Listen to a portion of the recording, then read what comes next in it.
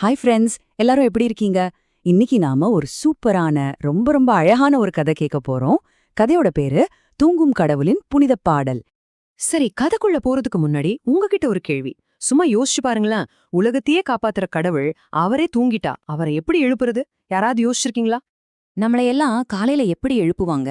அம்மா வந்து ஏ எந்திரி, ஸ்கூலுக்கு டைம் ஆச்சு அப்படின்னு கத்துவாங்க இல்லையா? அப்ப நமக்கு கோவம் கூட வரும், இன்னும் கொஞ்ச நேரம் தூங்கலான்னு தோணும். ஆனா யோசிச்சு பாருங்க, கடவுள்கிட்ட போய் அப்படி கத்த முடியுமா? சாமி எந்திரிங்கன்னு சொல்ல முடியுமா? நிச்சயமா முடியாது. அப்போ அவரை எழுப்ப ரொம்ப ரொம்ப ஸ்பெஷலான, ரொம்ப அன்பான ஒரு வழி வேணும் இல்லையா? ஓகே, இப்போ நம்ம கதைக்குள்ள என்டர் ஆகுறதுக்கு ரெண்டு மேஜிக் வார்த்தைகளை கத்துக்க போறோம். இந்த வார்த்தைகள் தெரிஞ்சாதான் கதையே நமக்கு புரியும். நம்மளோட முதல் வார்த்தை திருப்பள்ளி எழுச்சி. கொஞ்சம் கஷ்டமா இருக்கா? திரு பள்ளி எழுச்சி, அப்படி பிரிச்சு சொல்லுங்க. சிம்பிளா சொன்னா, காலையில சாமி தூங்கிட்டு இருக்கும்போது அவரை எழுப்புறதுக்காக ரொம்ப அழகா மென்மையா பாடுற பாட்டு தான் இது. பள்ளினா தூக்கம், எழுச்சினா எழுப்புறது, அவ்வளவுதான். சரி, ரெண்டாவது வார்த்தை ரொம்ப ஈஸி. ஆழ்வார். ஆழ்வார்னா யார் தெரியுமா? கடவுள ரொம்ப ரொம்ப லவ் பண்ற, எந்நேரமும் அவரையே நினைச்சிட்டு இருக்கிற ஒரு பெரிய மகான். அவங்க தான் ஆழ்வார்கள். சொல்ல போனா நம்ம கதையோட சூப்பர் ஹீரோவே எவர்தான். ஓகே, இப்போ நமக்கு 2 வார்த்தைகளும் தெரிஞ்சிடுச்சு. வாங்க நேரா கதைக்குள்ள போகலாம். நம்ம ஹீரோ தொண்டரடி பொடி ஆழ்வார். அவர் பூக்களை வச்சு என்னெல்லாம் பண்ணார்னு பாக்கலாமா? இந்த கதை எங்க நடக்குது தெரியுமா? ஸ்ரீரங்கத்துல. அங்க காவேரி ஆறு ரொம்ப அழகா ஓடும். அந்த ஆத்துக்கு நடுவுல ஒரு பெரிய கோவில்ல ரங்கநாதர்னு ஒரு சாமி ஒரு பெரிய பாம்பு மேல ரொம்ப நிம்மதியா ஹாயா தூங்கிட்டு இருக்காரு. யோசிச்சு பாருங்க, இவ்ளோ அழகா இருக்கும் அந்த காட்சி. நம்ம ஹீரோவோட டெய்லி ரொட்டீன் என்ன தெரியுமா? சூரியன் வர்றதுக்கு முன்னாடியே எந்திரிச்சிடுவாரு. அப்புறம் குளிர்ந்த ஆத்துல குளிச்சுட்டு நேரா தோட்டத்துக்கு போவாரு. அங்க பூக்களை ரொம்ப மெதுவா, அதுக்கு வலிக்காம பறிச்சு கடவுளுக்காக ஒரு சூப்பரான மாலையே கட்டுவாரு. அவரு செய்யற ஒவ்வொரு வேலையிலயும் அவ்ளோ அன்பு இருக்கும். ஆனா ஒரு நாள் காலையில ஒரு சிக்கல் வந்துடுச்சு. என்ன தெரியுமா? உலகமே ஒழிச்சுடுச்சு. ஆனா நம்ம கடவுள் மட்டும் இன்னும் தூங்கிண்டே இருக்காரு.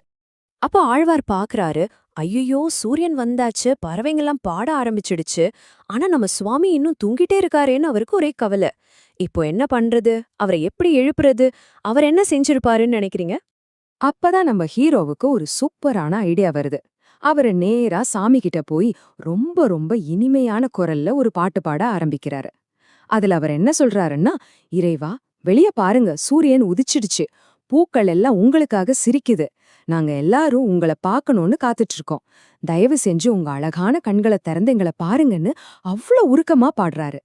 என்ன ஆச்சரியம் பாருங்க, அந்த இனிமையான பாட்டு மெதுவா காத்துல மிதந்து போய் தூங்கிட்டு இருந்த கடவுளோட காதுல விழுந்துச்சு.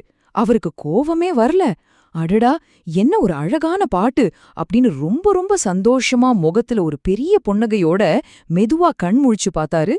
சூப்பரான கதை இல்லையா?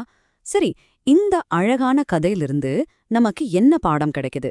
இது நம்மளோட ஒவ்வொரு நாள் காலையையும் பத்தி ஒரு முக்கியமான விஷயத்த சொல்லிக் கொடுக்குது. யோசிச்சு பாருங்க, கடவுளே ஒரு நல்ல பாட்டை கேட்டு சந்தோஷமா எந்திரிக்கிறார்னா, நம்மளும் ஏன் காலையில எந்திரிக்கிறப்போ கோவமாவோ சோகமாவோ எந்திரிக்கணும்? ஒரு புன்னுகையோட ஹாப்பியா எந்திரிச்சா அந்த நாள் முழுசும் நமக்கு ரொம்ப சூப்பரா போகும் இல்லையா? சரி, வாங்க ஒரு குயிக் ரீகேப் பார்க்கலாம். இன்னைக்கு நம்ம என்ன கத்துக்கிட்டோம்? 1. கடவுளை எழுப்புற அந்த ஸ்பெஷல் பாட்டு பேரு திருப்பள்ளி எழுச்சி. 2. இத பாடினவங்க ஆழ்வாருன்னு சொல்லப்படுற பெரிய மகான்கள். 3.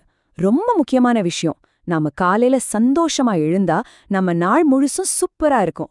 அண்ட் ஒரு போனஸ் தகவல், இந்த பாடல் இன்னைக்கும் எல்லா பெருமாள் கோவில்களிலும் தினமும் காலையில பாடப்படுது. இந்த கதை உங்களுக்கு ரொம்ப பிடிச்சிருக்கும்னு நம்புறேன். அப்போ சொல்லுங்க, நாளைக்கு காலையில நீங்க எப்படி எந்திரிக்க போறீங்க?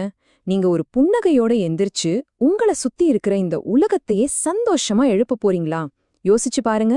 அடுத்த தடவை இதை விட ஒரு சூப்பரான கதையோட உங்களை சந்திக்கிறேன். நன்றி.